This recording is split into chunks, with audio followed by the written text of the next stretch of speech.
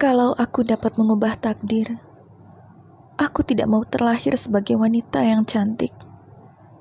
Karena kecantikanku telah membawa begitu banyak kemalangan dalam hidupku. Kau mungkin lebih mengenalku sebagai wanita yang memiliki rambut ular berbisa, dan siapapun yang menatap mataku akan berubah menjadi batu. Ini adalah kisahku, Medusa.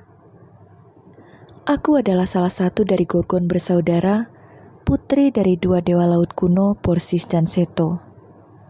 Berbeda dengan ketiga saudaraku Grae, Echidna, dan Ladon yang merupakan monster buas menakutkan, aku terlahir dengan wujud seorang manusia. Aku merupakan satu-satunya makhluk mortal di dalam keluargaku. Meski demikian, aku memiliki wujud wanita yang sangat cantik. Kecantikanku mampu meluluhkan banyak pria, termasuk Dewa Poseidon, sang penguasa lautan. Ia berusaha menggodaku, namun aku menolaknya karena aku ingin mengabdikan diri pada Dewi Athena sebagai pelayan di kuilnya. Seorang pelayan kuil Dewi haruslah hidup selibat dan menjaga keperawanannya. Poseidon yang sangat berkuasa tidak terima cintanya ditolak, dan ia pun memaksa meniduriku di dalam kuil Athena. Namun, walaupun aku adalah korban, saat Dewi Athena mengetahui perbuatan Poseidon kepadaku, sang dewi justru murka dan menghukumku. Ia lalu mengutukku dengan mengubah semua rambutku menjadi ular berbisa. Tidak berhenti sampai di situ, ia juga menjatuhkan kutukan bahwa setiap pria yang menatapku akan berubah menjadi batu.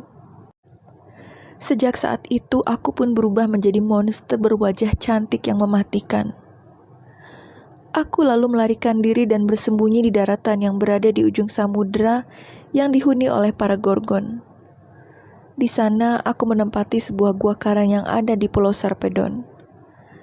Banyak pria tampan yang datang mencariku ke sana karena mereka mendengar cerita tentang kecantikanku. Sial bagi mereka, karena begitu menatapku, mereka akan langsung berubah menjadi batu. Hal ini membuat Raja Seripos Polydectes mengutus Perseus untuk memburuku. Dengan bantuan Athena dan Hermes yang memaksa saudaraku Grae untuk memberitahu di mana aku berada, Perseus akhirnya menemukan persembunyianku.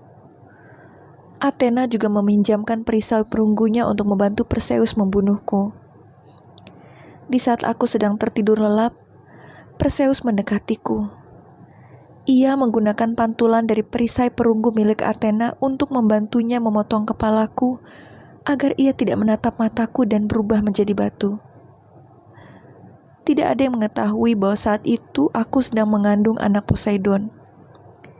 Tepat setelah Perseus memenggal kepalaku, lahirlah Chrysaor dan Pegasus dari leherku. Keributan yang terjadi membuat para Gorgon terbangun.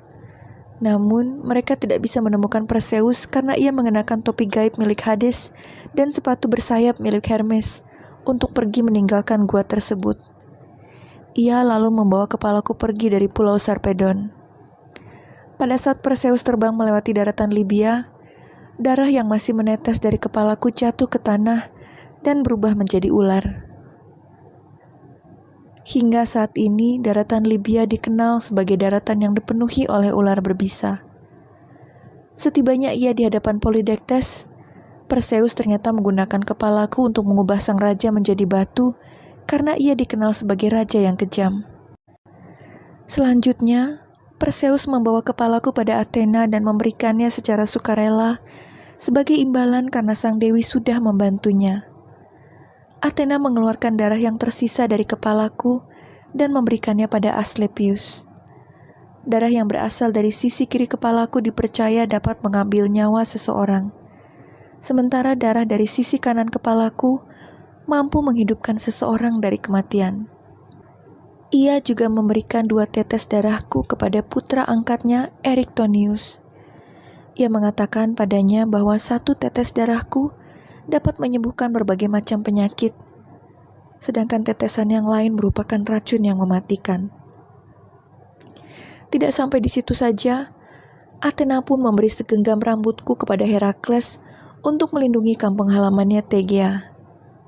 Rambutku diubah menjadi gembok yang mampu memberikan teror bagi siapa saja yang tidak sengaja menatapnya. Meskipun aku telah tiada, namun gembok itu rupanya masih menyimpan kekuatanku yang bisa mengubah siapa saja yang menatapku menjadi batu. Seandainya saja aku dapat mengubah takdir, aku tidak mau terlahir sebagai wanita yang sangat cantik hingga membuatku menjadi korban kejahatan Poseidon dan dihukum Athena atas kesalahan yang tidak kulakukan. Bahkan, hingga kini, orang-orang mengenalku sebagai monster berambut ular yang jahat. Padahal aku hanyalah korban.